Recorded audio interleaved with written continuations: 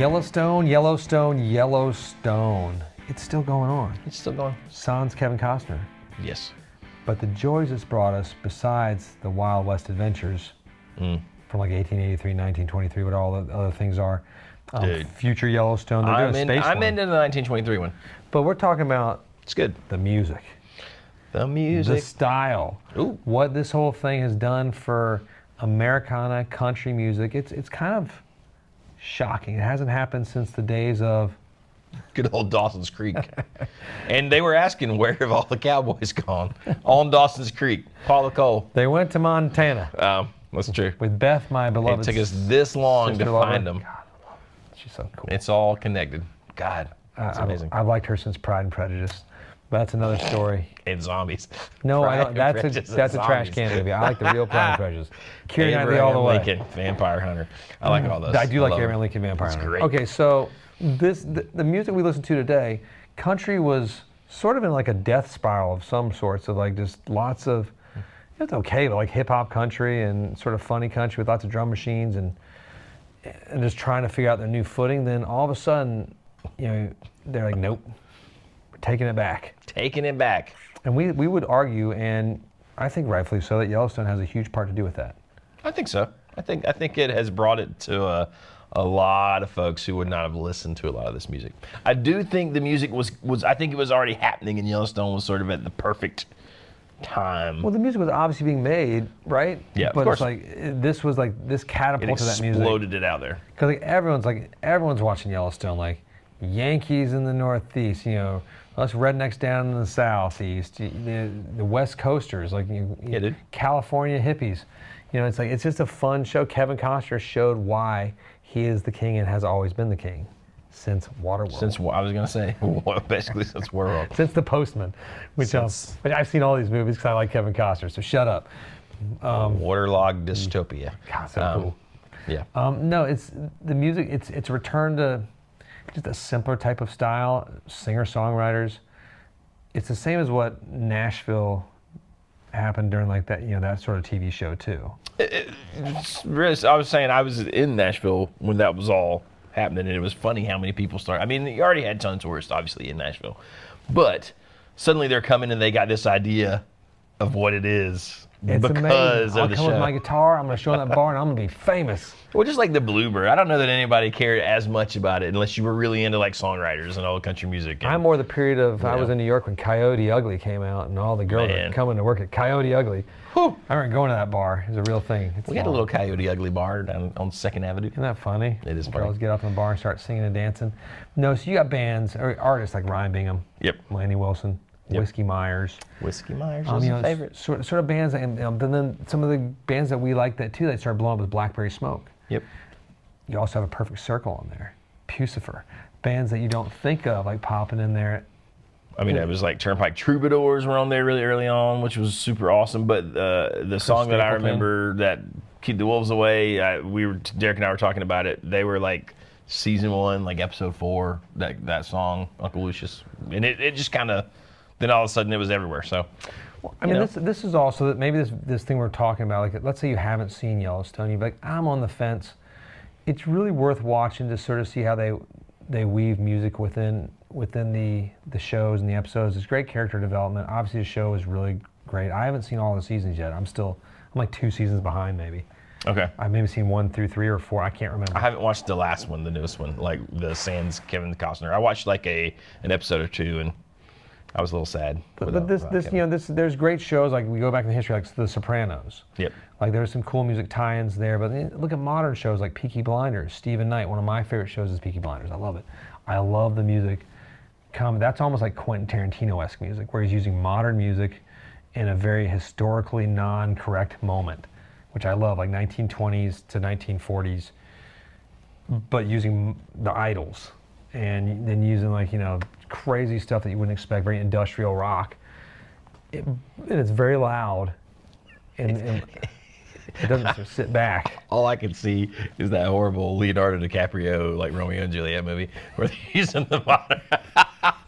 You know what I mean? I mean, let's talk about that movie for a minute. That movie does suck. Love me, love me.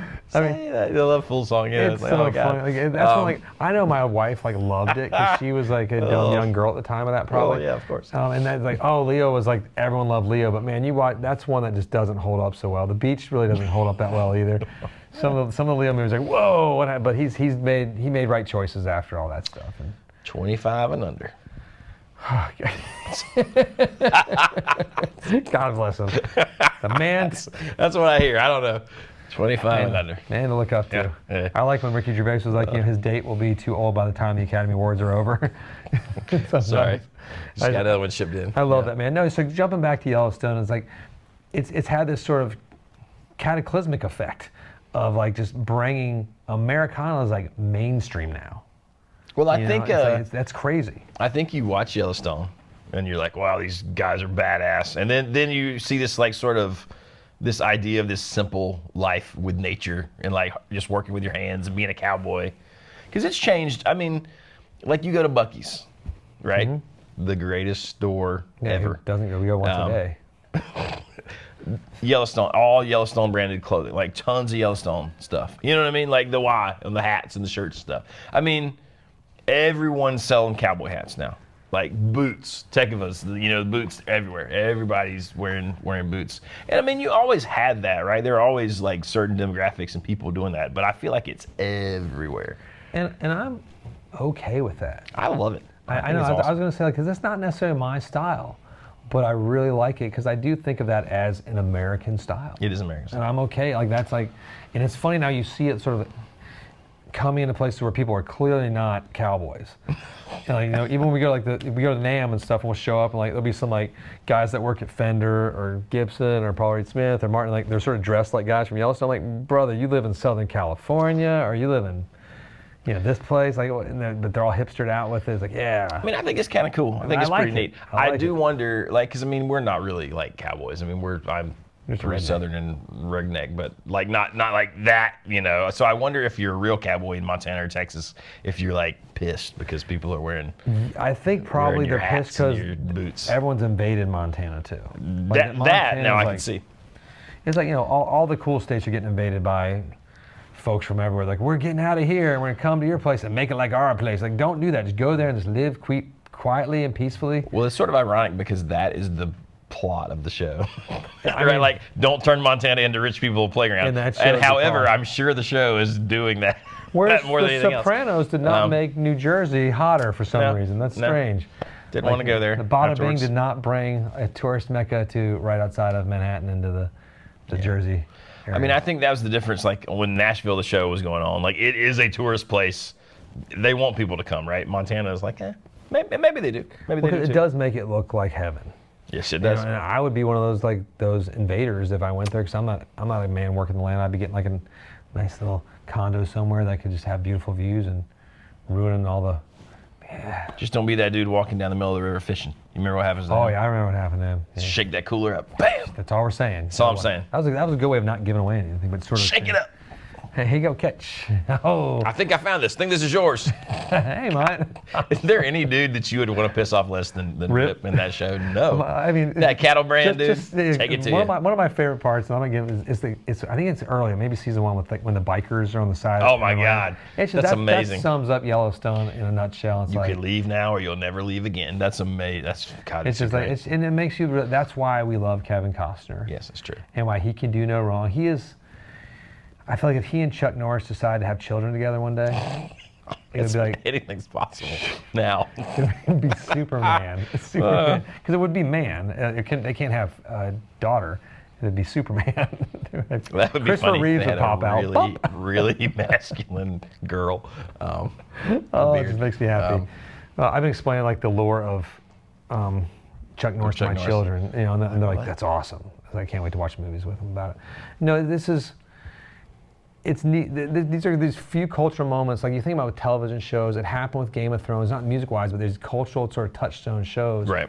Where like everyone's watching. It's the water cooler show. Yellowstone was definitely that. I don't know if it is right now, but like now we have enough history, we can look back and see that the musical landscape has changed. Country music has sort of been brought back to a core of simplicity.